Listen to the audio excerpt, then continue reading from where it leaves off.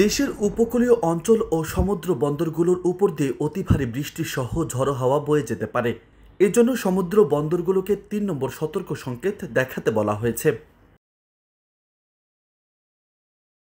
আবহাওয়া অধিদপ্তরের ঝড় সতর্কীকরণ কেন্দ্র থেকে আবহাওয়াবিদ মোহাম্মদ শাহিনুল ইসলাম স্বাক্ষরিত এক পূর্বাভাসে এ তথ্য জানানো হয়েছে। এতে বলা হয়েছে, সক্রিয় মৌসুমী বায়ুর কারণে উত্তর বঙ্গোপসাগর এলাকায় বজ্র মেঘ তৈরি হয়েছে এবং বায়ুচাপের তারতম্যের আধিক্য বিরাজ করছে। এর প্রভাবে উত্তর বঙ্গোপসাগর, বাংলাদেশের উপকূলীয় এলাকা এবং সমুদ্র বন্দরগুলোর উপর দিয়ে ভারী থেকে অতি ভারী বৃষ্টিসহ দমকা হাওয়া অথবা ঝড়ো হাওয়া বয়ে যেতে পারে।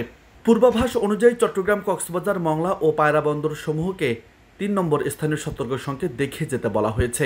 উত্তর বঙ্গোপসাগরে অবস্থানরত মাছ ধরার নৌকা ট্রলারগুলোকে পরবর্তী নির্দেশ না দেওয়া পর্যন্ত উপকূলের কাছাকাছি থেকে সাবধানে চলাচল করতে বলা হয়েছে। এদিকে দুপুরের মধ্যে ১০ অঞ্চলে সর্বোচ্চ ৬০ কিলোমিটার বেগে ঝড় বয়ে যেতে পারে বলে আভাস দিয়েছে বাংলাদেশ আবহাওয়া অধিদপ্তর। এতে বলা হয়েছে, যশোর, কুষ্টিয়া, খুলনা, বরিশাল, পটুয়াখালী, নোয়াখালী, কুমিল্লা, চট্টগ্রাম, কক্সবাজার এবং সিলেটের উপর দিয়ে দক্ষিণ পূর্ব দিক থেকে ঘন্টায় ৪৫ থেকে ৬০ কিলোমিটার বেগে অস্থায়ীভাবে দমকা বা ঝড়ো হাওয়া বয়ে যেতে পারে। এছাড়া বৃষ্টি বা বজ্রসহ বৃষ্টিও হতে পারে। এসব এলাকার নদীবন্দরকে ১ নম্বর সতর্ক সংকেত দেখাতে বলা হয়েছে।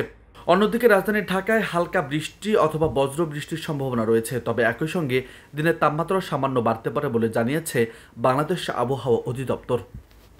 নিউজ টেক্স, বার্তা 24।